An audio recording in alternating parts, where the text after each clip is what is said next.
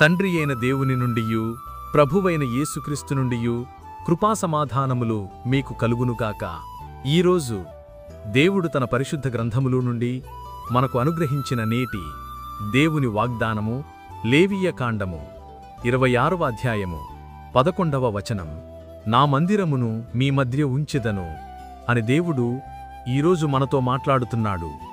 నా ప్రియ క్రైస్తవ సహోదరీ సహోదరులారా, మహోన్నతుడైన దేవుడు మట్టి అయిన తన ప్రజల సహవాసమును కోరి వారితో నివసించాలని, తన మందిరమును వారి మధ్య ఉంచుతానని వాగ్దానము చేస్తున్నాడు. దేవుడు తన మందిరము ద్వారా మనకు సమాధానము అనుగ్రహిస్తాడు, మనలను ఆధ్యాత్మిక జీవముతో నింపుతాడు, మేలుల చేత మనలను తృప్తిపరుస్తాడు. నా ప్రియ క్రైస్తవ సహోదరీ సహోదరులారా, పవిత్రుడైన దేవుడు నీ దగ్గరికి వచ్చి నీతో కలిసిమెలిసి శాశ్వతంగా సహవాసము చేయాలనే పరమ అభిలాష కలిగి ఉన్నాడు.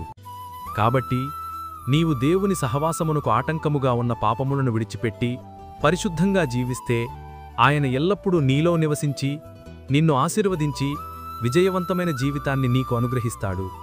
అట్టి కృప దేవుడు మనందరికీ అనుగ్రహించి ఇట్టి నేటి దేవుని వాగ్దానము మీ అందరి జీవితాల్లో నెరవేరబడునుగాక.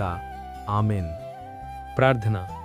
మహాపరిశుద్ధమైన మా దేవా, దయగల మా తండ్రి, నేడు మీరు మాకు అనుగ్రహించిన ఇట్టి వాగ్దానాన్ని బట్టి ముందుగా మీకు వేలాదిగా స్తోత్రములు చెల్లిస్తున్నాను. గడిచిన ఉదయకాలం మొదలుకొని నేటి ఈ ఉదయకాలం వరకు నీ కృపలో మమ్మల్ని ఇంతవరకు కాచి కాపాడినందుకై, మమ్మల్ని ఇంతవరకు సజీవుల లెక్కలో ఉంచినందుకై వేలాది స్తోత్రములు చెల్లిస్తున్నాను. ఈరోజు మేము చేయబోతున్న పనులన్నిటిలోనూ, మా రాకపోకల్లోనూ మీరు మాకు తోడుగా ఉండండి. ప్రతి విధమైన దుష్టుని బంధకాల నుండి మమ్మల్ని విడిపించండి. ప్రతి విధమైన వ్యాధి, బాధ, బలహీనతల నుండి విడిపించి సంపూర్ణ స్వస్థత అనుగ్రహించమని ప్రార్థిస్తున్నాను. ప్రతి ఒక్కరి కుటుంబాల్లో ఆర్థిక ఇబ్బందుల నుండి లేవనెత్తి క్షేమాభివృద్ధిని దయచేయమని ప్రార్థిస్తున్నాను.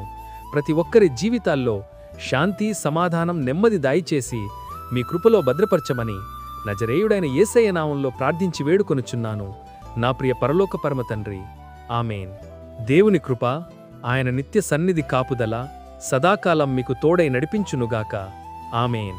నా ప్రియ క్రైస్తవ సహోదరి సహోదరులారా, మన ఛానల్లోని దేవుని వాగ్దానాలు మీకు ఆత్మీయంగానూ ఆశీర్వాదకరముగాను ఉన్నట్లయితే మన ఛానల్ని సబ్స్క్రైబ్ చేసుకొని అనేకులకు ఈ వాగ్దాన సందేశాన్ని షేర్ చేసి అనేక ఆత్మల రక్షణ కొరకు ఈ పరిచర్యలో మీరును పాలిభాగస్థులు కావలసినదిగా ప్రభు పేరిట మీ అందరికీ ప్రేమపూర్వకంగా మనవి చేస్తున్నాను.